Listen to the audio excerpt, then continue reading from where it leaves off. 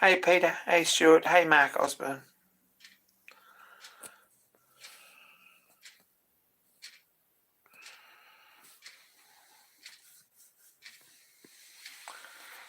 Yeah, it's Wednesday night again. Don't know where that week went.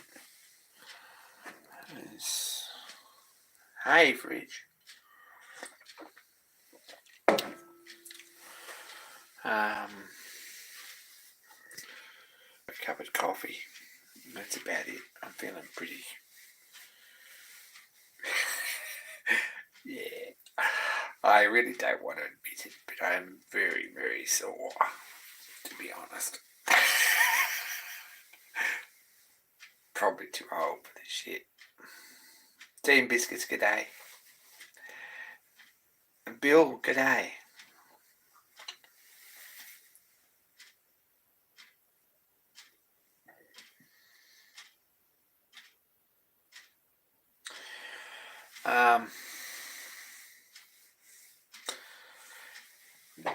Jeez. Yeah, I've been back at work Monday and I had yesterday off and kind of didn't do a lot. And then I had today at work and yeah. Anyway, didn't drink a drop, to be honest. I did have a beer.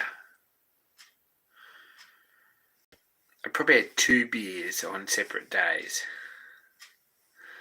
At the pub, I had 2 schooners. Both of which were pretty okay, but that was about it. Didn't even touch the port bottle. Didn't drink anything. Hey Kevin. Just playing up and down off trucks and up and down off rollers and up and down off. I just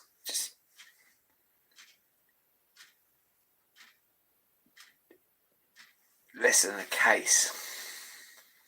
Yeah, less than a case sounds like it'd be sort of ordinary too. But no, I really didn't. I had a lot of 5 a.m. mornings and a lot of 7 o'clock in bed sort of nights. Might have had a 9 o'clock night in there somewhere, but yeah. 0 alcohol carton. That's the story of our lives nowadays.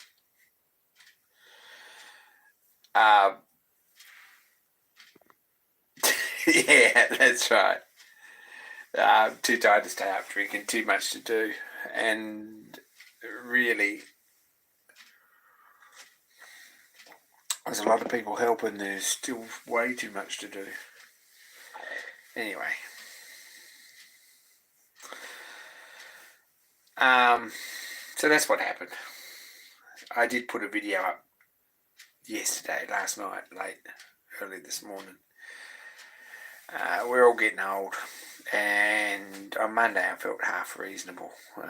Tuesday I sort of had a hot bath and an afternoon nap and a trip to the scrap metal merchant.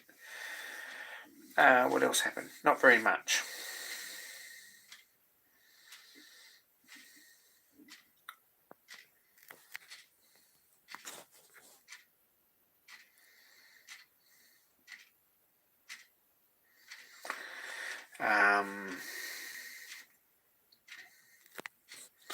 I saw Maddie had a new video up. I haven't watched it yet.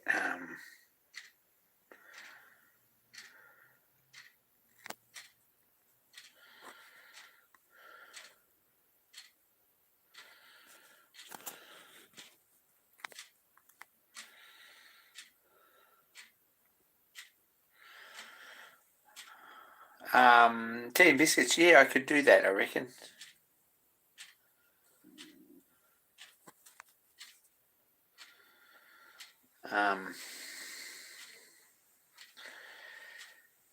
We have a metal recycling yard here, which is quite good.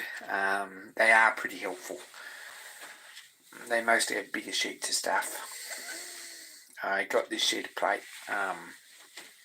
which is what, it's 10 mil, something like that. I think it's 10 mil, and we're going to guess this about 175, maybe 180 by 250. Go and drill a hole in the middle, 24 mil, and 6 13 mil or 14 mil or something holes around the outside. And I got that, and I got this, which is a bit of threaded rod. What's wrong with this? That's better probably. Bit of threaded rod with a couple of nuts, and 2 bits of 3 mil plate, about a metre by about 200, something like that. And the whole lot cost me like $5, so I'm pretty happy with that.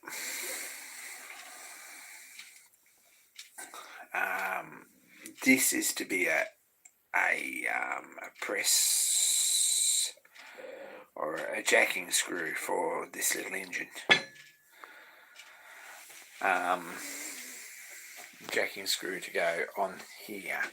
So I've got 6 half-inch Whitworth bolts to go in here, bolt the plate down, and put a screw on here. And we're going to have a go at moving that rod out, because I think that rod should come out the bottom. And if we do that, we should be able to put a plate over the gland or something like that on the back here, and do the same job again and jack the bottom cover off. That's the theory. And then we can do something with the piston afterwards. That's as far as I've got. Anyway, that's something we're working on. Roller went well. Yes, roller went really well with very minor problems actually. We've lost a couple of 3/8 nuts and a couple of half-inch nuts off it. They're all fixable things. We got a hole in the tender tank.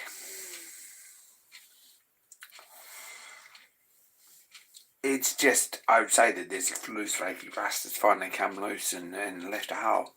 What I did was actually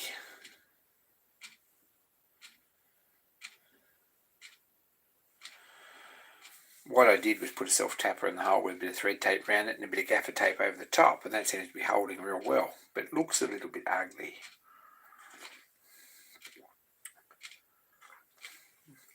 It's not a pretty or professional looking repair at all. So, got a bit of 3 mil plate still out in the car, and I really don't know how thick that bottom plate is, but yes, it could be 6 mil, maybe.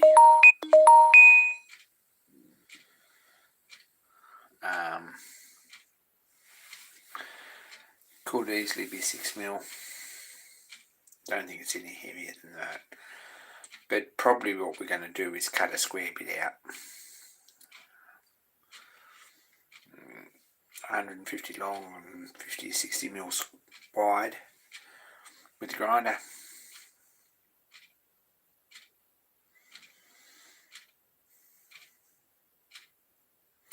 Hi Nigel. With the grinder, and then I will fold up a bit of 3 mil or whatever it takes, if we've got to get some 4 or 5 mil or whatever it needs. Roll it up a bit and fit it in the opening and weld around it and grind it off. So that's the job for that.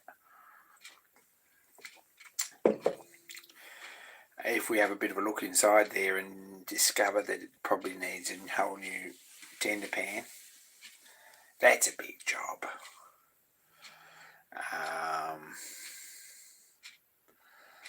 That's a big job. If that was the case,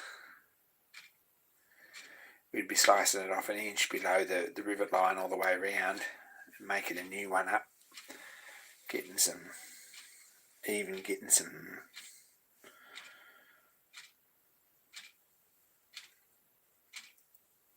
pipe, even we'll get someone to roll up some, basically tack it together and get someone to weld it up and grind it up, or weld it up myself and grind it all up and jack it all up in place and tack it in place, if we could do that and weld around it. That's a big job though. I really don't want to do that. Don't know how bad it is, but at the moment we could probably just use a bit of like kneaded or some sort of muffler putty or something and fix it, but it's going to spring a leak somewhere else, I think. And it's got a very ugly weld right beside it that wants grinding off, I reckon, or cutting out or something. That was an unexpected repair that we probably weren't really expecting to have to do.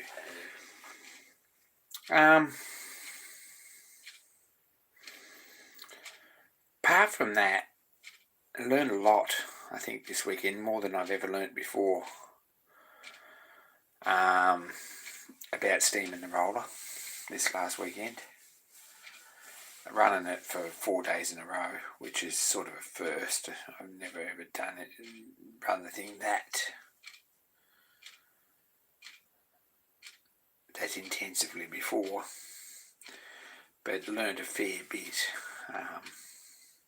You absorb the information if it's just going over and over again, and you're not just putting it out there, forgetting about it for 3 weeks. And as such, I think we're probably getting a win there, because the thing ran exemplary, really. Loaded on a trailer, I loaded on a truck, both ends, unloaded on a truck, both ends. Drove it on and drove it off. Everything there worked pretty well. Big thanks to truck drivers for all their patience with that.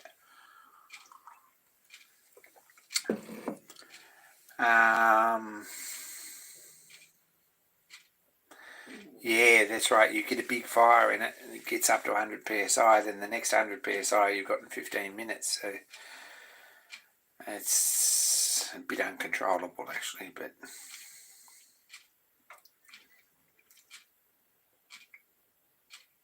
you can mess around with the thing at 80 or 90 psi all the time. But if you've got a good solid fire in it, then after a bit it's going to get to 100, and then after that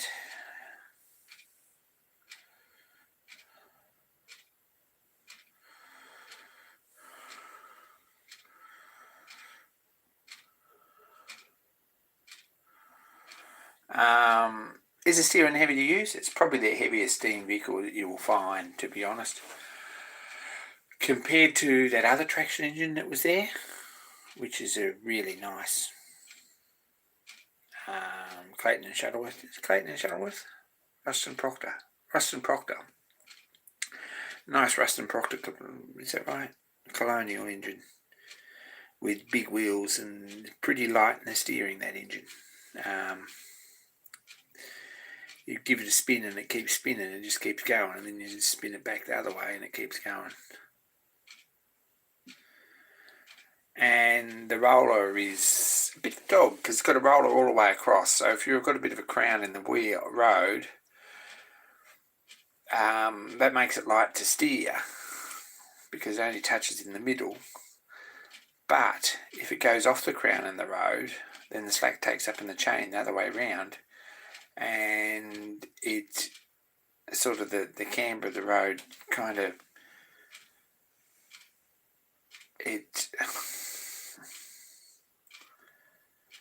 amplifies the angle that you're steering, and then you've got to bring it back twice as far, which is a bit of a problem. Anyway, hey Raymond. So, hey Ross, go and take attendance. New video from Ross today. Just so we know, I haven't seen it yet, but I heard that there was a video and I saw it come up.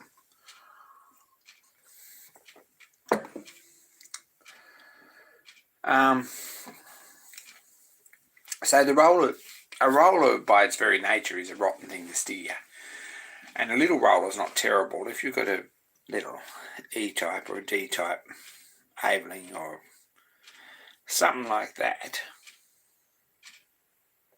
or even a little Marshall, like S-type Marshall or something like that, that's not a difficult thing to steer. But a big D-type Fowler, which is quite a lot heavier, you know about it. So you're welcome to come and try.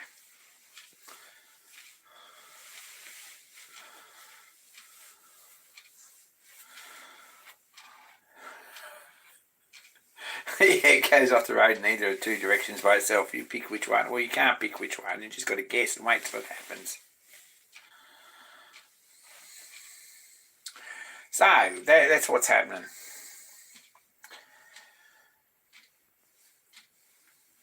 But yeah, what I didn't show in that video is the 6 kilometres on the dirt road bringing it out to the truck, and the 6 kilometres on the dirt road taking it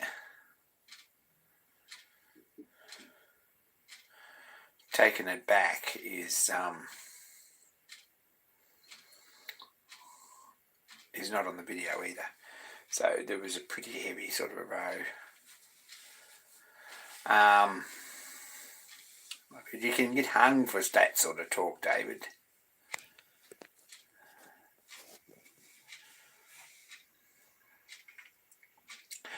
Steering chain braking, yeah, it's not really as big a deal as you think.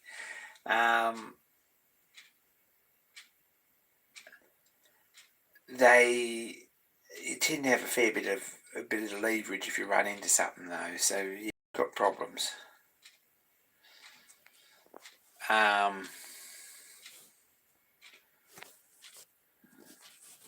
There's no suspension anywhere in it, so yeah, it's pretty rattly, and it's fairly noisy. So not really conducive to taking a whole lot of video footage, and you haven't got time to sort of hang onto a camera anyway. But that, yeah, the trip home is a pretty long, hard sort of a job. Anyway, got there. And Lee's got it parked up. Dan was going to run the water out of it and dry it out on Monday, and I haven't touched base with him really enough to find out. I'm guessing that's what happened. I wish I could have stayed around Monday. Come back up Tuesday would have been really nice, but anyway.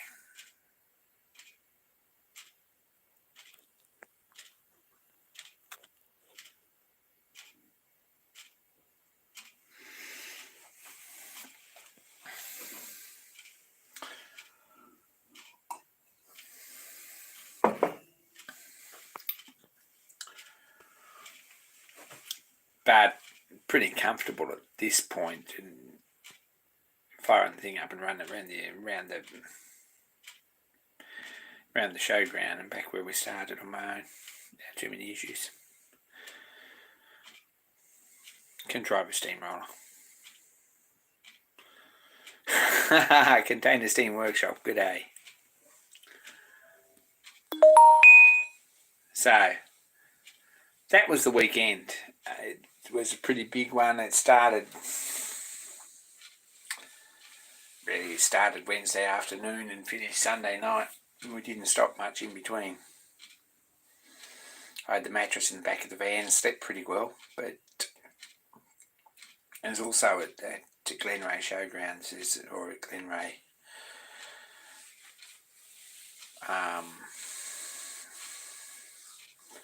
whatever you call them. There's pretty good showers, so we had good showers too. It was a good weekend. So that's what's happening. What else is... I screwed these 3 studs out, and I'll get the other 3 at some point. I've got bolts to screw in these. I'll run a tap through them all, clean them all up, clean the top off, and put something on here to jack it.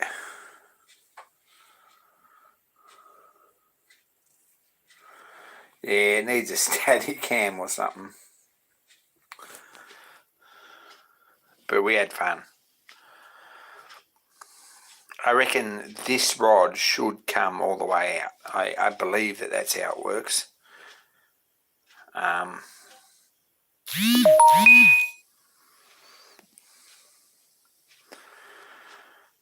It should come out through the piston, and it should come out through the bottom cover. And if it does that, then we've got two studs in the back. Here, we can put this gland on, and probably a flat plate or a flat plate on the back of this, something like that. And then we can jack this cover off with that. Just the same. Then this two-piece piston should tap out the top, I hope. We'll see how that goes. But that's just to change the subjects. That's something else that I've been messing with and thinking about. All the rest of it's down at Dan's. Sorry, Dan. But this, I'd like to get this on the block somewhere near good in the next little while. Also, we're planning a shed at Dan's, which is a lot of head scratching and so forth and so on. With very little sort of progress or resolution in either direction.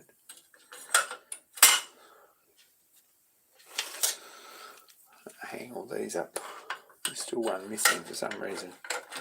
There it is over there. Look at that. That's Ross, the click bit. Engine in the corner for a bit. Yeah, I'll turn off notifications before live streaming. Yeah, that's all right. I expect anyone who's going to send notifications is in chat, and they are, but they send them anyway. So sorry about that. Anyway, this will probably sit around for a bit, but I'll get the part first. We'll see how we go. If I got this cylinder block half finished or half back together, then we might be somewhere. And I brought it up here. It can sit here for a bit and we'll pull it apart. Progress on this. All these projects. Ordered some bits for this. They should be here any day.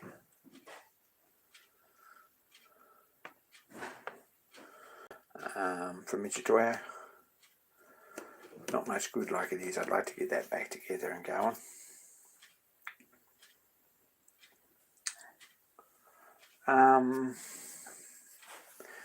Found this, which is something we're going to need. So I there was some topic about it on Discord chat, and I thought, well, I'll just make this up.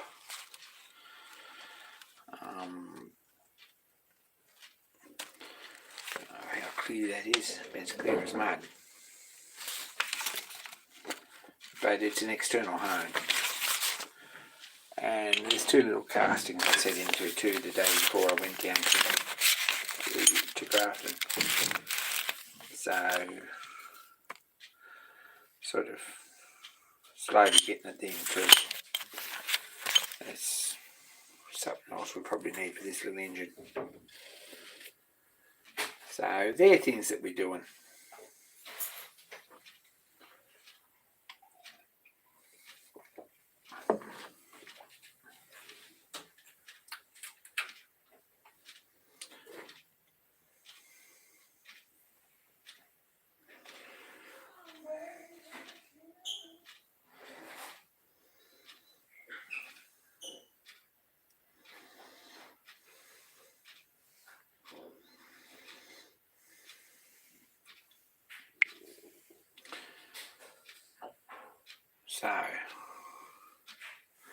So that's another job. I haven't touched that crankshaft at all. I haven't touched anything really. Feels like I've got a crazy amount of things to do, and we'll see how that goes.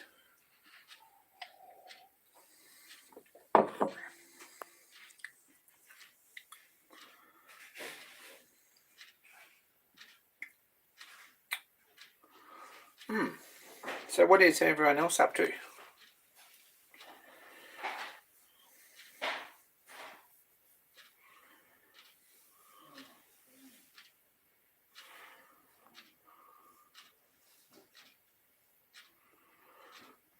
How's your traction engine going, Raymond?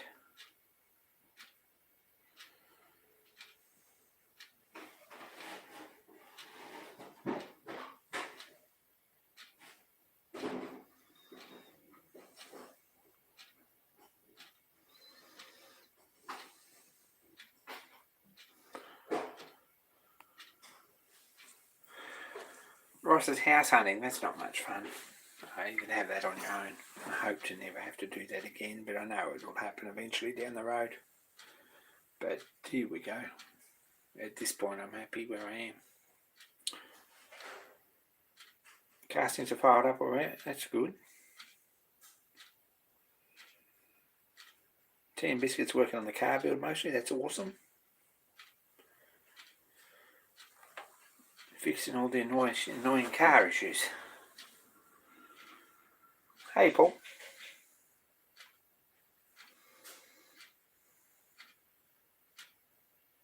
Stuart's been out all day. Bill has a video ready to put up. Nigel's nearly finished clearing up and rebuilding after the flood. That's not much fun. It's sort of feel for you there.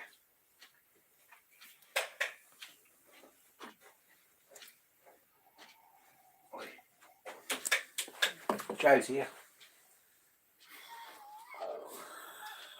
I thought we didn't have enough tools, so I got this. Hey, he's just bought a reciprocating saw because he thinks we haven't got enough tools. It's an Azito one, so it's going to be noisy. He's going to break it.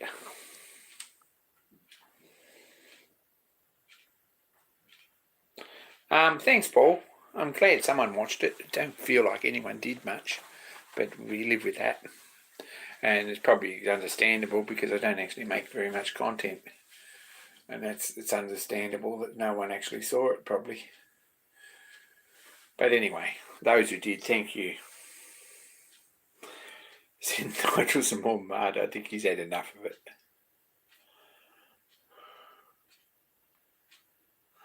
Thanks, Paul.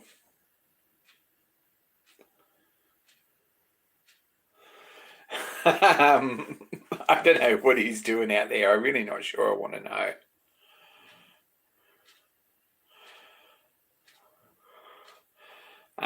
He's got a grinder.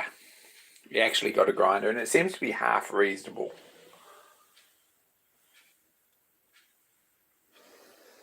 It probably isn't a bad grinder. I sort of hazard to say it and sort of really cringe to have to say that, but he probably did okay there. And it's in position in the workshop out there. And at one point I'm going to do an actual workshop tour, but I've got to get through Joe's bedroom to unlock the door to come round, so we'll get a vision of Joe's bedroom, and that might be almost too much for most people, to be honest.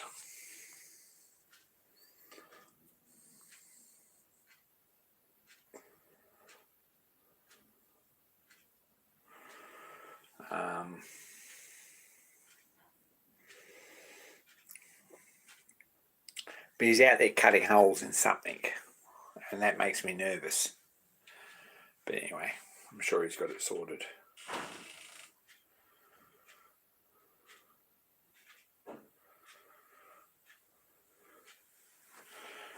He didn't come back past, so maybe he's unlocked the door. Have you unlocked the back door?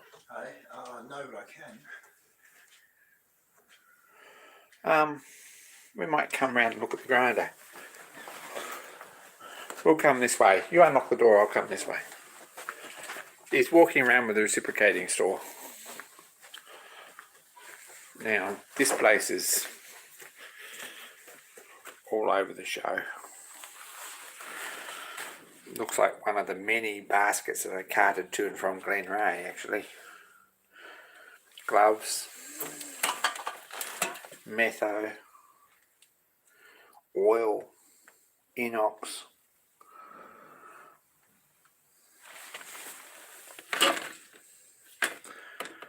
Engineer's layout ink. I wonder if that's mine or his. Anyway.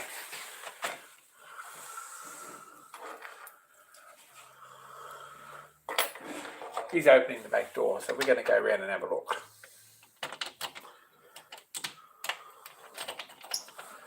We'll open this one. And we'll go around here and we'll open this one. There we go. And we're outside. It's a bit fresh.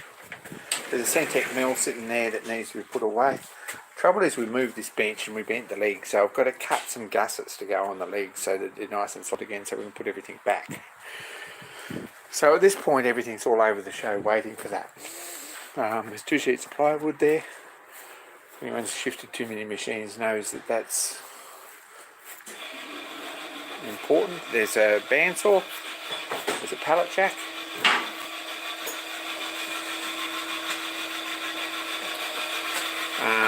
There's a CVA mill. Sorry about the bad lighting.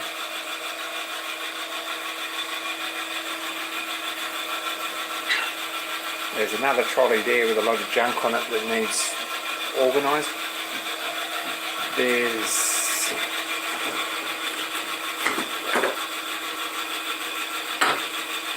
a DRO to go on this mill.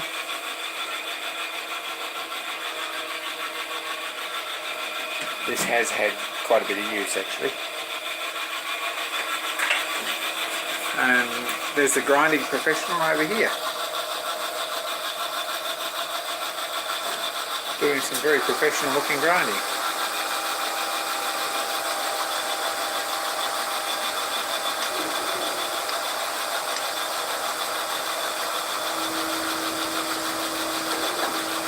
Look at that. Doesn't run into anything or anything. Nothing exploded. You can take the face shield off now.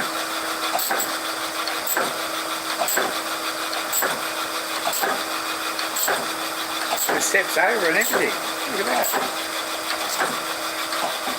He hasn't put this wheel out of gear, so that's going to stuff him up considerably at some point.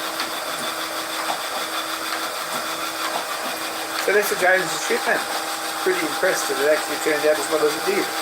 There seems to be a lot more bolts and things hanging around than there was yesterday, so I'm trying not to think about that.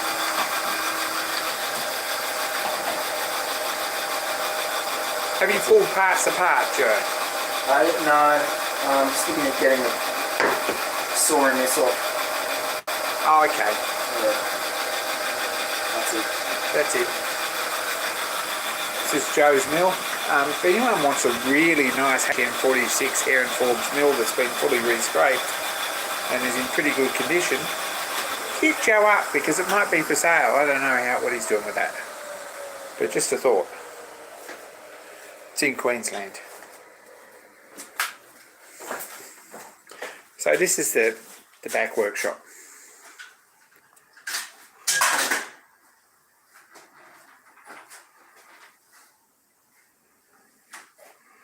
Hey, Tim and Randy.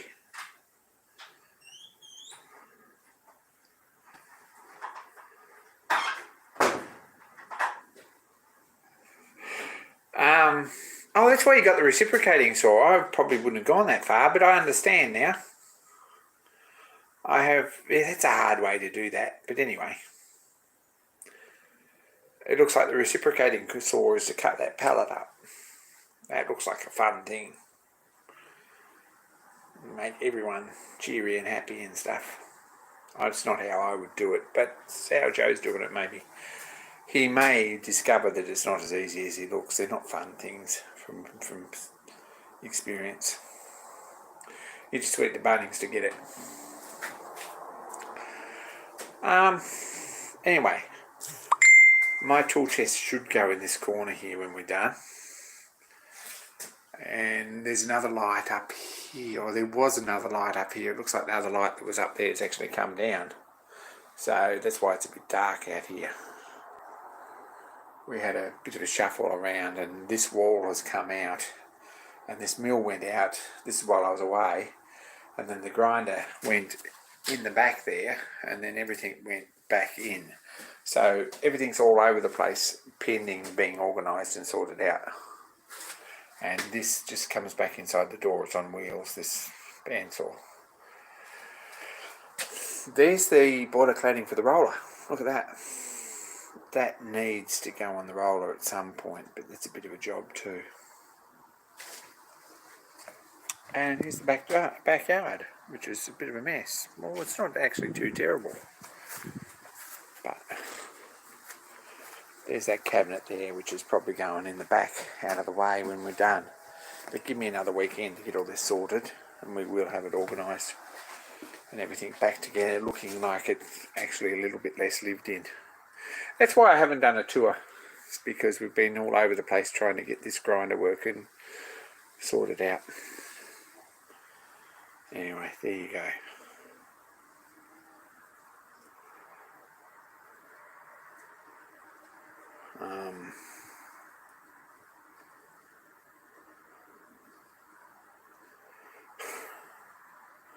Hi Kim and Sonic. How's the mill going? Right into the firing line there. 20 questions about the mill. Everyone asked the question about this. Captive drawbar. What this has, and there was some questions about this, what this has as far as a drawbar is a solid rod that's threaded both ends. One end fits the pull stud or the taper or whatever, and the other end's just got a long nut on it that does up tight with a big washer, which is fairly nice and tidy and neat and seems to work really well. If we have a look, there's a thread on the outside of this outside spindle shaft. And talking about captive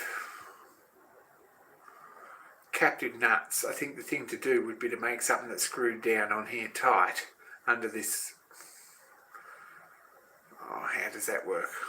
Good question. You really got to have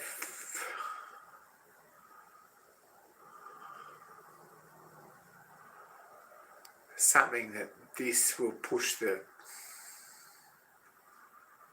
thread back inside to release the collet. I don't want Facebook Marketplace links, even a little bit. So I'm thinking if we were to put a captive drawbar on this, we'd use these threads, but I'm not sure what's involved in doing it, and I think Dad probably would have sorted it out if he'd thought of an easy way. The nut needs down pressure, yes. Oh my God. I can't look at it until after live stream, but I will have a look at the righto. You know I don't want to look. Anyway, that's where we're at. This mill looks a little bit used. It wants a good clean up before we use it, because I think we've been dressing grinding mills in here, and we're going to keep an eye on that a bit.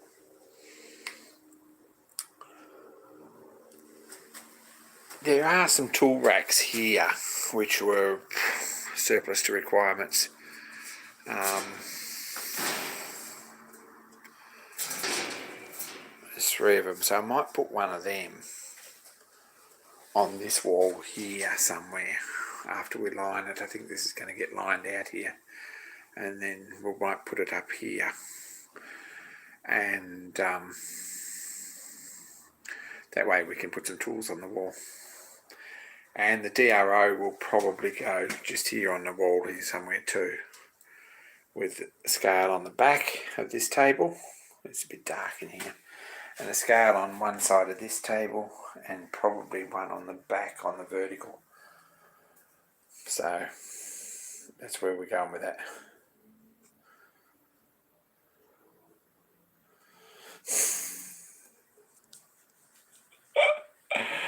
Yeah. Anyway, that's where we're at. Very nice little grinder I think Dan's got. I think that's going to be a good thing. it's in here. I've got too many little jobs to do before I even look at it. But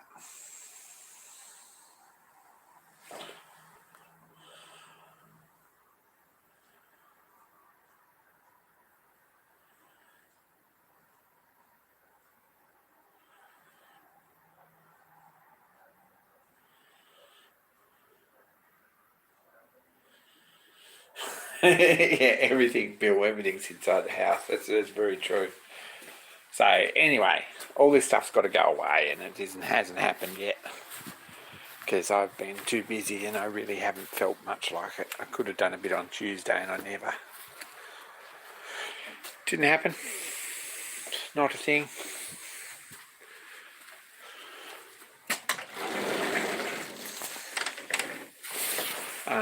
But yes, everything's inside the house, from straight edges to vices to Coke bottles. At this point, it's a bit chaotic. There's a toe jack. There's a lot of lifting and tying down equipment. There's 3D printing stuff all over there. The dining table has Joe blocks and vices and measuring equipment and surface plates and straight edges and random bits of timber and all sorts of stuff, with drums of oil, all positioned around there properly. So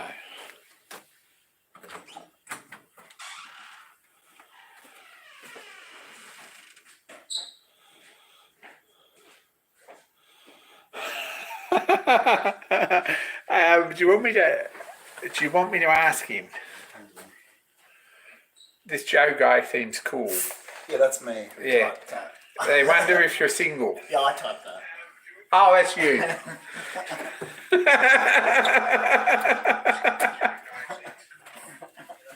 I know who that is now. Okay. That's Joe in the chat.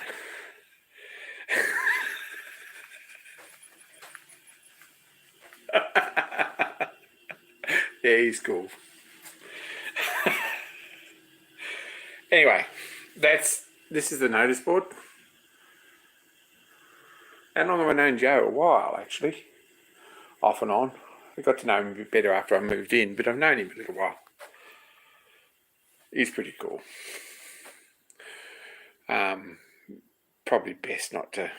There's the DRO unit that was on the grinder.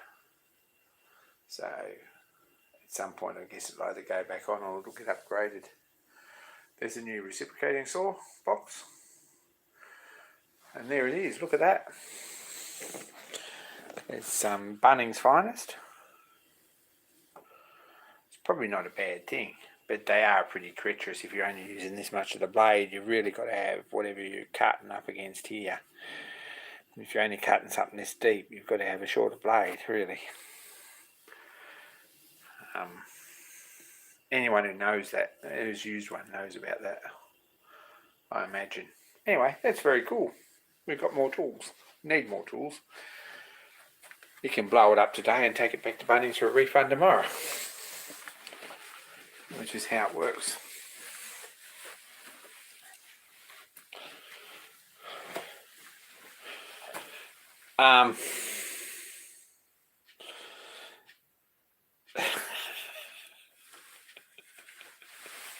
I don't like reciprocating saws. I might start the job off pretty well with the circular saw and see what happens.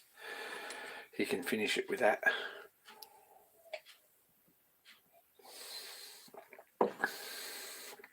Anyway.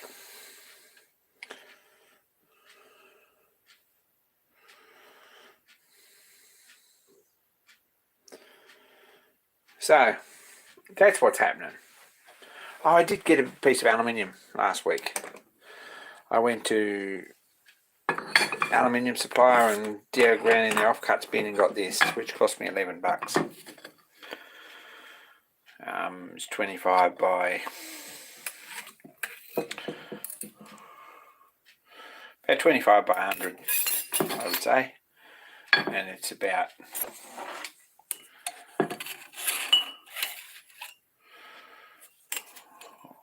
160 long, something like that, in millimetres. That's 1 by 4 inch by 6.5 inches long for black and white measurements. So the idea with this is the setup block.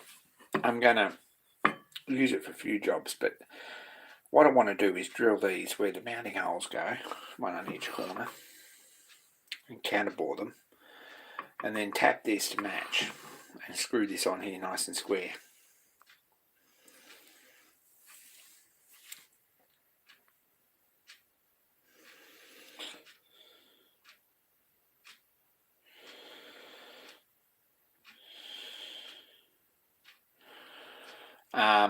And that way we've got a nice square block to set up. This is a tip that come from Jason Bellamy, who knows stuff about engines, I think. But if we do that, then we've got a nice square block to set up in the mill, whether it be that way or that way or that way or that way or whatever, to machine all the features on this. And when we get the cylinder screwed on now, then we can machine all the features on the cylinder as well in line. So that's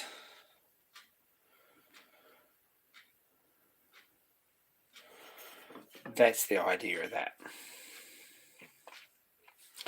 It's another thing that we can make a fair bit of progress fairly quickly on that.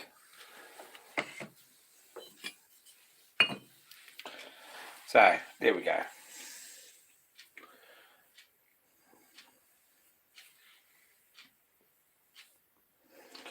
So we're saving aluminium scraps then casting into a block? Probably not. Yeah, probably it is. But when I can go to the aluminium wholesaler and buy that block of stuff and he says $11, which is I guess $10 plus GST, there we go. What's the progress on the pantograph? It's in the cupboard, put away. Probably need to bring it out on a bench somewhere and do something with it, but anyway, there's other stuff happening.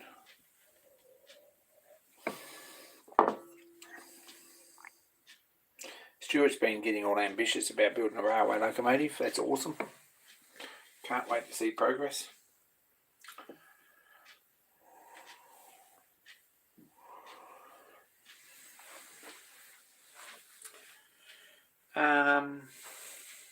Apart from that, this place is all over the show. There's a spare couple of wheel trims for the van that are actually inside because I took them out of the van to go south. There's a bottle of oil over there, just engine oil, that I'll probably fill the oil cans up and put that back out in the car.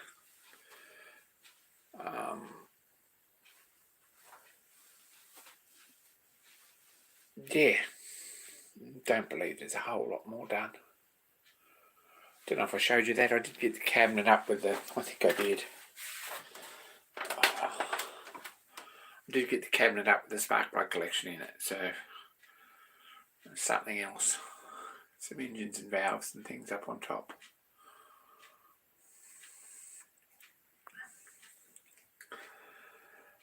So it's a matter of, got a bit of 30mm plywood and I'm probably going to cut it and trim it and screw it to the top of this so that it's not quite as noisy and things don't slide around on it as much, and make a bench that's probably an inch wider all round so it's a fraction bigger so things don't fall off it. Probably want to machine a groove around it too in the edge so that if you put screws and things on it they don't slide off. So that's something that wouldn't take very much to do. I've got to machine that and put in that groove as well. And solder it in so that I can finish machining this. But it's all happening. I'd like to have this to do it, so I'm going to fix that first, I think. Anyway, it's all happening. That's where I am. It's my life. It's a perfect graveyard of buried hopes, as Anna Greencable said. No, it's not that bad. But we got the weekend out of the way and we had a pretty successful weekend. I'm really pleased with the way the roller responded and performed, and we had a lot of fun. And I really don't care if I don't see another steamroller for another 100 years. At this point, that'll change. Anyway.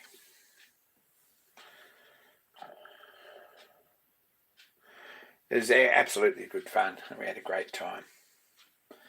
And met a lot of good people. And swapped a lot of good yarns. Had some good fun. And it was a bit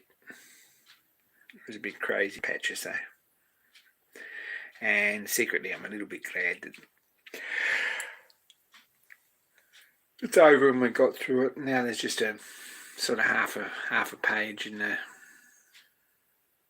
the roller logbook that says full of things that we need to fix. So just a matter of getting in and doing them. Only minor stuff like nuts missing and loose set screws and gland packing on pump needs tightening up, and there's a leak in the tank, and just little things, but we'll get there. Probably 2 days sometime on my own and fix most of them. Anyway.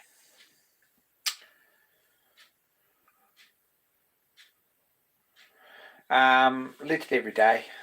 It's too cold really. You could probably put a chimney cap on it and a big fire in it and get up every 2 hours and get away with it, but the thing's a little bit too feminine and idiosyncratic to really leave unattended. So we rate the fire out in the night and run it till it stopped running, and then we're still warm enough in the morning to get steam up pretty quick.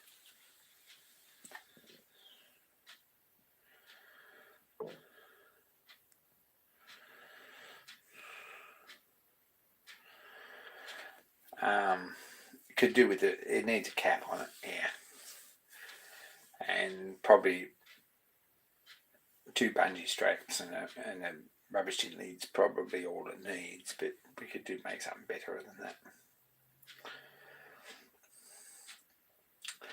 Anyway, that's what's happening. I'm sort of... Yeah, hit up the Discord channel. That's awesome. Thanks, Peter. There's a lot of crazy people over there looking for someone to talk to. So if you're the patsy that turns up, you get talked to.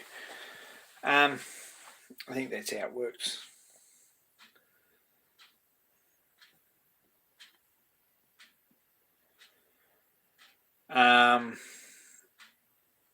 The rollers sort of... The sad and unhappy truth is that even without a fire in it, it still builds pressure. If you've got more than 100 psi and you rake the fire out, you can turn around and come back in half hour and you've got 120 psi. No worries at all. It's just the way the thing works. I don't know why that is. It's just how it is. And you come back in another half hour, that you might have 140 or you might have 100. You can't really pick it. So once it's hot, and it just makes steam. So it's easier just to look. It took half hour, a little bit longer, probably 40 minutes maybe, to get back up to operating speed.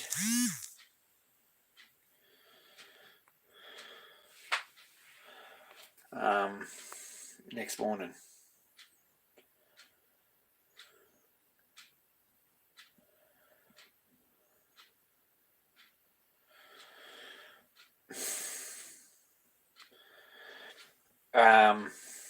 Yeah, well, waiting for Dan and Christian to come back after blowing the radiator hose on Friday morning with 150 or 200 pound on the rocket.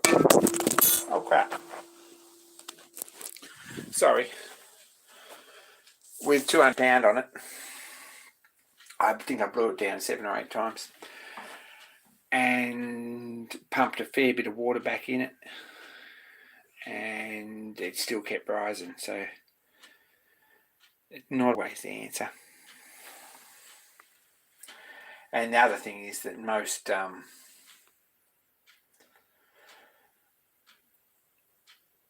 mostly in the middle of the night, the safety valves, when they tip off, wake everyone up for miles. Oh yeah, right. We're not calling it that on the pressure gauge. On the pressure gauge, if you've got 180 on the pressure gauge, you know you're going to be blowing down and filling it up with water, or you're going to have to use some steam somewhere. And if you've got 3/4 of a glass of water, you know that there's going to be a fair bit of it's going to go out on the grass. So yeah, unfortunately she comes up pretty quick. From 100 psi it comes up pretty quick. It just keeps coming up. Anyway,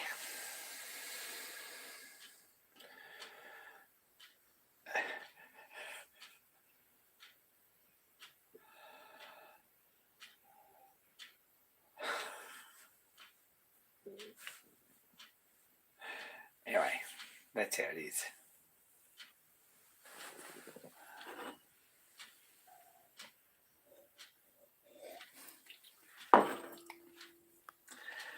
So there's no real way to leave a fire in it overnight. It's going to be it's only a tiny little smoke box with a lot of heating surface, and it's pretty deep. That's the other thing. The firebox is pretty deep, and to get enough fire to bring the fire up at all means that you've got enough fire to blow the safety valves off in 10 minutes.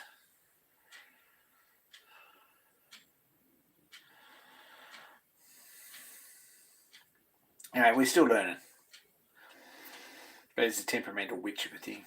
I'm not sure what we're going to call it yet, but it's going to have a feminine name for sure. And probably one of the old pagan deities, I would say, is probably a good contender.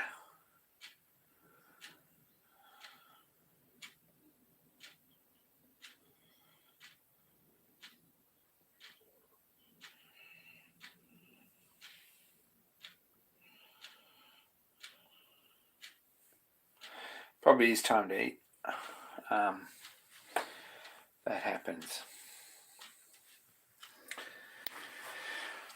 Anyway, that's what we did.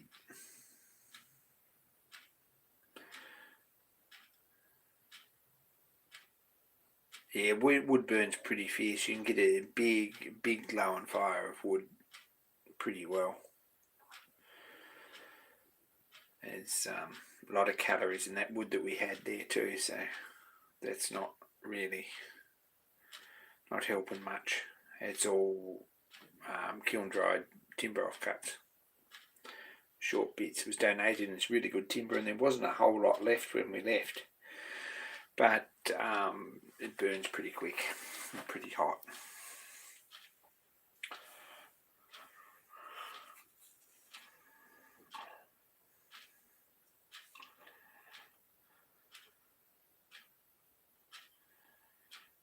Anyway, we're up to about an hour. I might call it a night.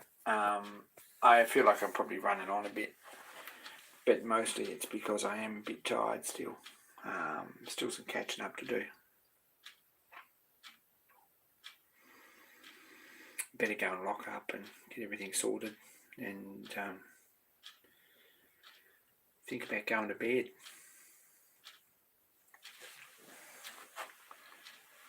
Anyway, thanks for joining in. Really appreciate that. thanks for the pagan sun goddess. I've got a few in mind actually. I'm not sure very many of them are goddesses, but there are some fairly interesting ones that I've got in mind that are very fitting to a black steamroller, or partly black anyway.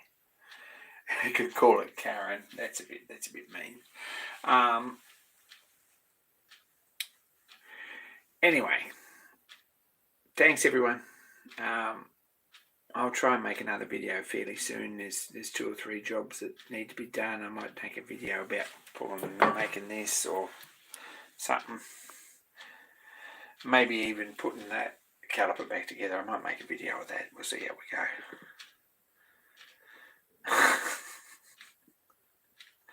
I'm going to catch you. Really appreciate it, guys. Thanks for all the great feedback on the video, and we'll make another one soon. I'm out.